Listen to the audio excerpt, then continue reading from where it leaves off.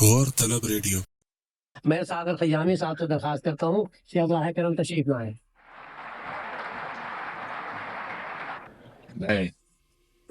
میں مختلف موضوعات پر بند اور قطعے سناؤں گا.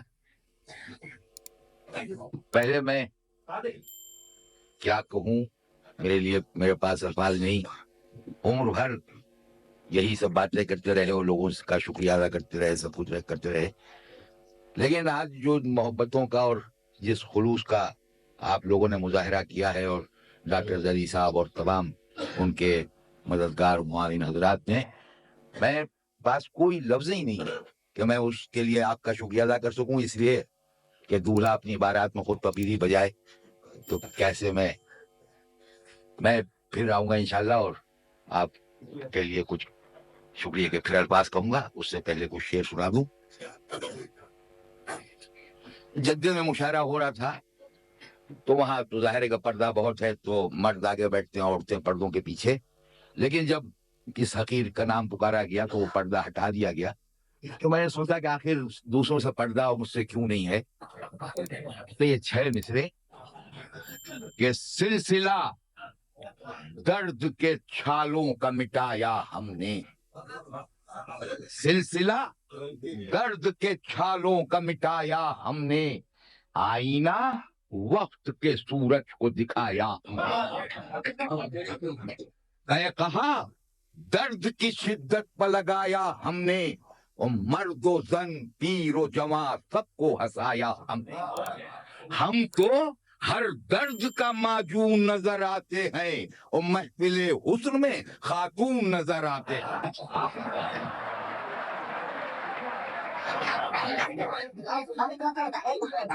ہم تو ہر درد کا معجون نظر آتے ہیں، محفل حسن میں خاتون نظر آتے ہیں. مشاعرے سے نکل رہا تھا تو ایک لیڈی رپورٹر نے مجھ سے پوچھا کہ یہ جو چین پڑی ہے کیا اسی میں پوری شاعری کا راز نہا ہے؟ تو میں نے 6 مصرے پڑھے. ایک روز ہم سے کہنے لگی ایک گل بدن، اینک سے باندھ رکھی ہے کیوں آپ نے رسن، ملتا ہے کیا اسی سے یہ انداز فکر و فن. ہم نے کہا کہ ایسا نہیں ہے جناب من، بیٹھے جہاں حسین ہو کچھ بزم عام میں، رکھتے ہیں ہم نگاہ کو اپنی لگام میں. بھائی واہ واہ واہ واہ واہ واہ واہ واہ واہ واہ.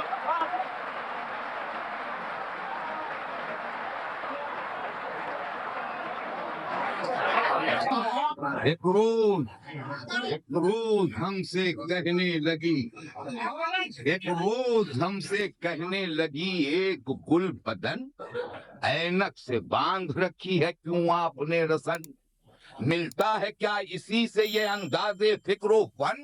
ہم نے کہا کہ ایسا نہیں ہے جناب من، بیٹھے جہاں حسین ہو کچھ بزم عام میں، رکھتے ہیں ہم نگاہ کو اپنی لگام.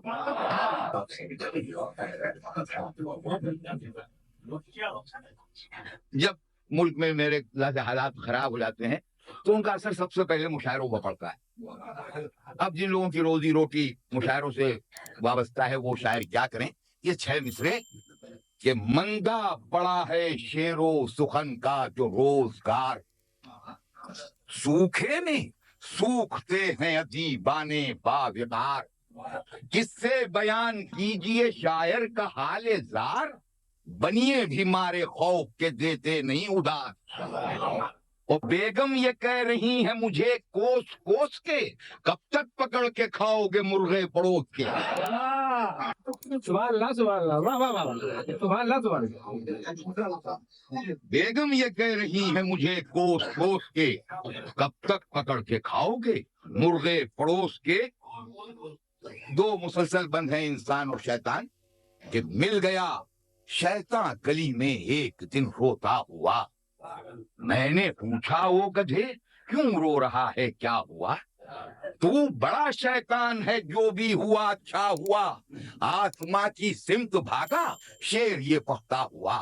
آدمی ور آ گیا شیطان سے مردود پر، اور پی رہا ہے بیڑیاں बैठा हुआ बारूद पर कि बेगम से चाहा राज दिल हमको बताएं, आपके किरदार की तस्वीर दुनिया को दिखाएं। हंस के बोली भाई साहब उनकी बातों पर न जाएं, कहिए तो एक शेर अपना उनके बारे में सुनाएं।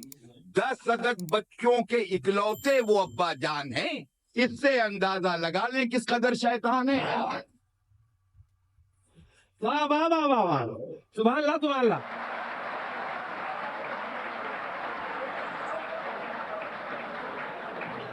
10 अदद बच्चों के इकलौते वो अब्बा जान हैं, इससे अंदाजा लगा लें किस कदर शैतान है। अब हमारे यहाँ मुशायरों में पुलिस वालों की ड्यूटी लगती है, तो उसका असर क्या पड़ रहा है कि सब पुलिस वाले शायर हुए जा रहे हैं। ये 4 मिसरे के रफ्ता रफ्ता हर पुलिस वाले को शायर कर दिया। महफिले शेरो सुखन में भेज के सरकार ने एक कैदी सुबह को फांसी लगाकर मर गया, रात भर गजलें सुनाई उसको थानेदार।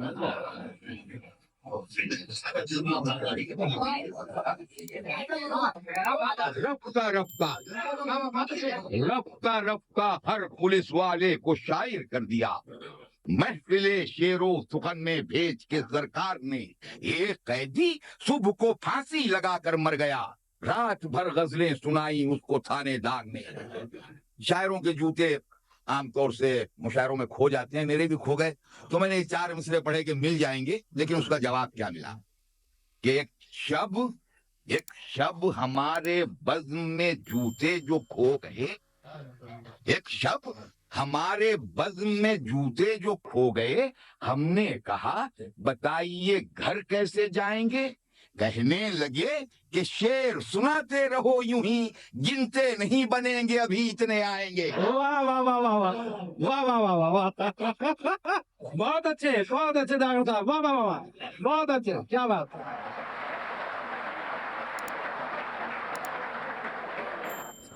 एक साथ की महबूबा का नाम फसाना था, लेकिन उनका तलफ़ुज़ खराब, तो उसकी वजह से क्या परेशानी हुई कि तलफ़ुज़ की खराबी का नतीजा जमाने को जमाना कह रहा था। और पिटा आशिक फसाना का गली में, फसाना को फसाना कह रहा।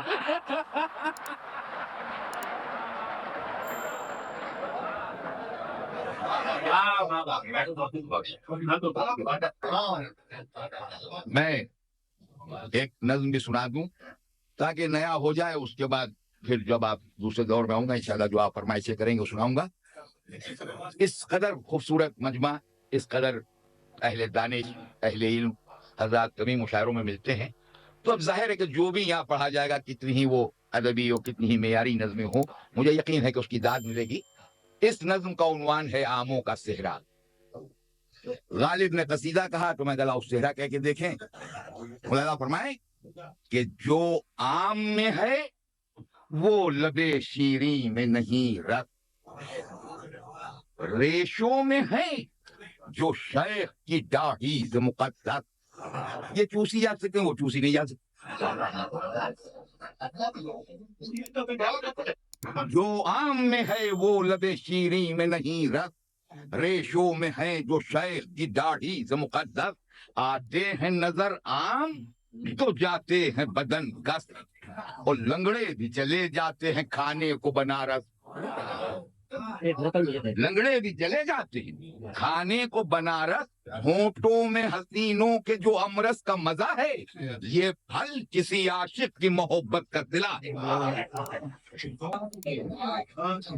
ये फल किसी आशिक मोहब्बत का सिला है। अरे एक मिनट यार, क्या पीछे गदर बदर होती है को बता दो। एक मिनट आप जीत रही है।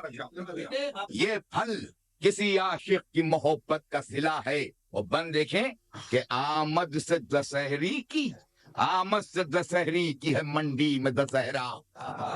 हर आम नजर आता है माशूक का चेहरा। एक रंग में हल्का है तो एक रंग में गहरा, और कह डाला कसीदे के एवज आम का सेहरा। अरे खालिक को है मकसूद कि मखलूक मजा ले, وہ چیز بنا دی ہے کہ بڈھا بھی چبا لے.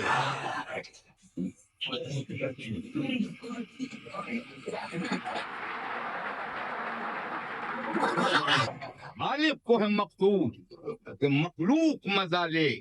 وہ چیز بنا دی ہے کہ بڈھا بھی چبا لے. اور پھل کوئی زمانے میں نہیں آم سے بہتر. کرتا ہے ثنا آم کی غالب سا سخنور.